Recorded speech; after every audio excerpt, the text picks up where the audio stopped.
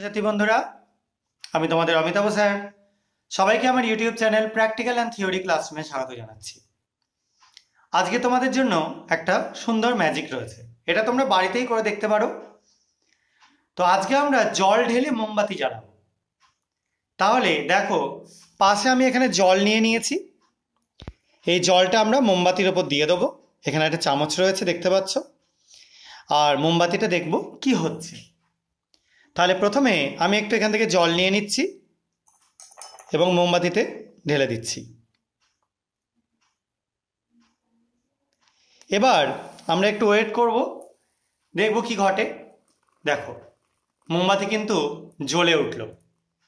তাহলে এই যে ঘটনা ঘটে গেল, এর পেছনে কি ম্যাজিক রয়েছে, কি জাদু রয়েছে। আমরা তো সবাই জানি যে ম্যাজিক বিজ্ঞান ছাড়া হয় না।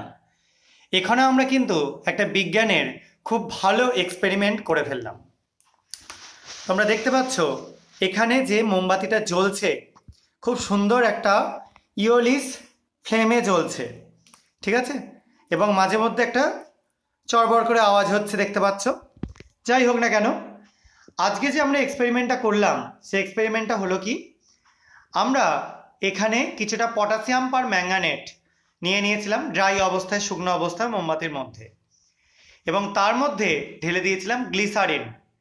যখনই গ্লিসারিন ঢালা হয় পটাশিয়াম পার ম্যাঙ্গানেটে, তখনই তোমরা সবাই মোটামুটি জানো যে এটা আগুন ধরে ওঠে, কারণ প্রচণ্ড হাইলি অক্সিডাইজিং এজেন্ট, এবং যে কারণের জন্য তোমরা এই আগুনটা দেখতে পাচ্ছ, ঠিক আছে।